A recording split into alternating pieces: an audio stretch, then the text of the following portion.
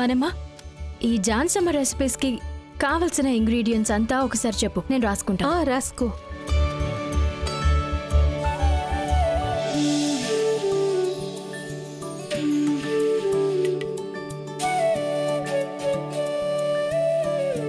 Hello everyone. Hello sir. Hello sir. ఇప్పుడు మేము మా కంపెనీ తరపు నుంచి ఒక ఫుడ్ ఫెస్టివల్ రన్ చేయబోతున్నాం. అందులో మేము చాలా కొత్త రెసిపీస్ని ఇంట్రొడ్యూస్ చేయబోతున్నాం. దానికి సంబంధించిన డిస్కషనే ఇది.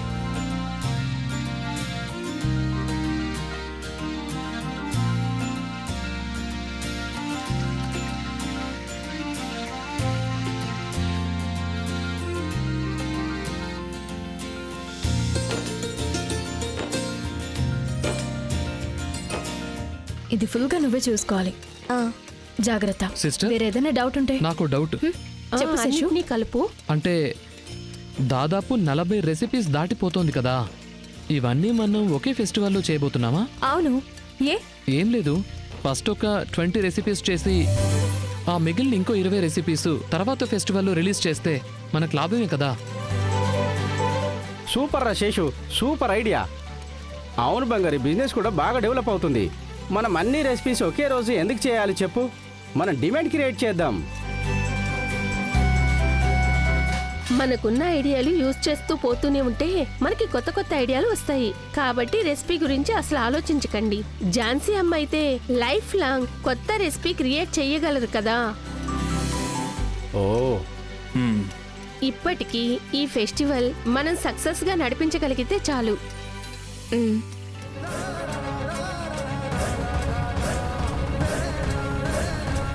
ఝాన్సీ అమ్మ రాసుకున్న సీక్రెట్ రెసిపీ ఉన్న డైరీ ఎక్కడుంటుందని వెతకాలి. ఆవిడ రూమ్లోకి వెళ్ళి చూడనా? ఏమని లోపలికి వెళ్ళాలి? ఖచ్చితంగా ఆవిడ రూమ్లోనే పెట్టుంటారు. వెళ్ళి చూడాల్సింది. బంగారి మేడం, చెప్పండి వినోద్. మనం శివకుమార్ సార్తో చేయించుకున్న అగ్రిమెంట్ రెన్యువల్ చేయించాలి. వాటి ఒరిజినల్ కాపీస్ మేడం లాకర్లో ఉన్నాయి. కొంచెం తీసివ్వగలరా? ఇప్పుడే వస్తున్నాను. వెనలా, ఇందులో రెసిపీస్ అన్నీ ఉన్నాయి, నువ్వు నోట్ చేసుకుంటూ ఉండు, సరేనా? ఇప్పుడు కట్ చేసి పదండి వెళ్దాం. కూరగాయలు ఇప్పుడు యాడ్ చేయాలన్నమాట.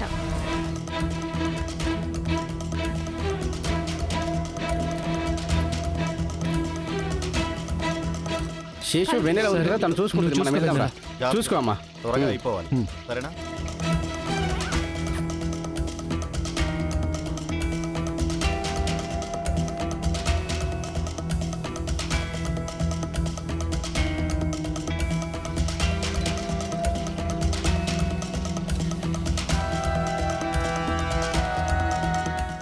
ఇదిగోండి సార్, చూసుకోండి. Okay, thank you madam.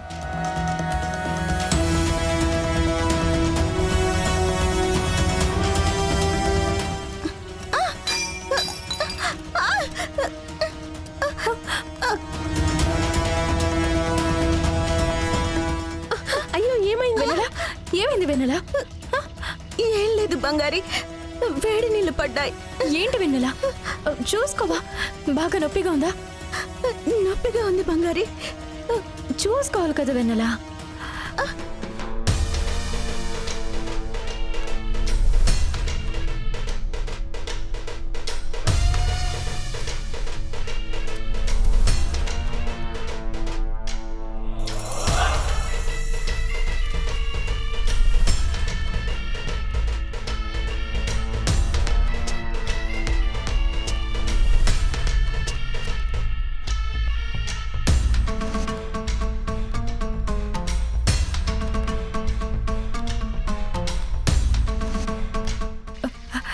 ఇప్పుడు ఓకేనా?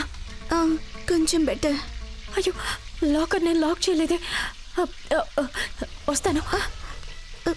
చూపించు. అయ్యో,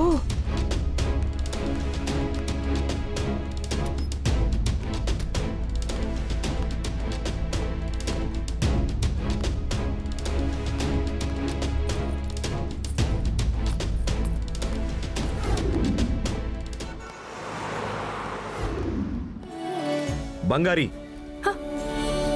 రండి రవి సార్.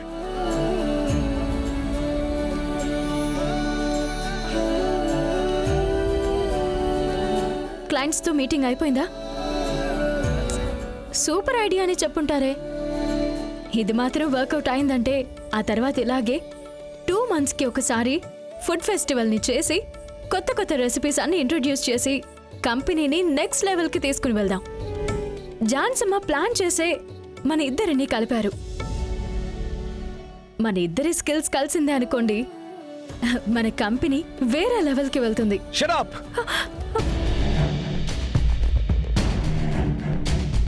ఏంటి చెయ్యాల్సిన తప్పంతా చేసి నార్మలైజ్ చేయాలని చూస్తున్నావా? నేనేం చేశాను? ఏం తప్పు చేసావా? ఫుడ్ ఫెస్టివల్ నీ ఐడియానే కదా. ఆ ఐడియా మొత్తాన్ని నాశనం చేసావు కదా. ఇప్పుడు ఈ ఫెస్టివల్ని ఎలా చేయబోతున్నావు? మీరేమంటున్నారో నాకు అర్థం కావడం లేదు. ఏయ్!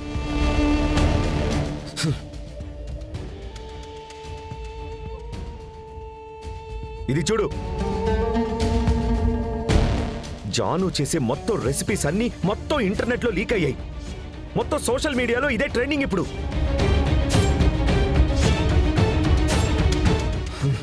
దీని వెనుక ఎన్నేళ్ల కష్టం ఉందో నీకు తెలుసా? అంతా ఒక్క నిమిషంలో నాశనం చేసేసావు. ఇదే నువ్వు బ్రిలియంట్ గా ఆలోచించే విధానమా? కంపెనీకి పనిచేయటమా? నిన్ను పోయి జాను ఎలా నమ్ముతుంది ఏంటో. నీ చేతిలో కంపెనీ పెడితే అంతే, మొత్తానికే మూసేసి వెళ్ళిపోతావు నువ్వు. నీకేం పోయింది? ఇది మీ నాన్న సంపాదించిందా, మీ తాత సంపాదించిందా?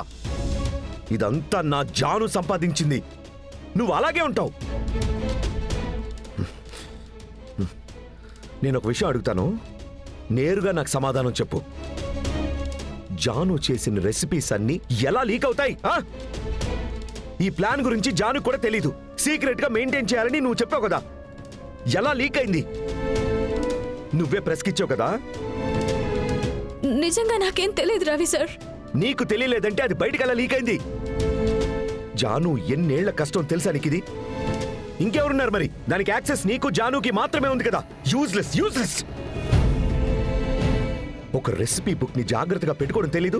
నీకెందుకే బిజినెస్? ఇంట్లో ఉండి పాత్రలు కడుకోవచ్చు కదా. ప్రతిదానికి నేనున్నాను అని వచ్చేస్తే సరిపోతుందా? పని చెయ్యాలి, సిన్సియర్ గా ఉండాలి. ఏదో నేను నీకు తాళి కట్టాను కదా అని నువ్వు నా ఇంటికి వచ్చేస్తే అంత రైట్ అయిపోతుందా? ఇప్పుడు ఏంటండి, తప్పు జరిగింది అంతే కదా? అంతే కదనా? ఏంటి అంత సింపుల్ గా చెప్తున్నావు?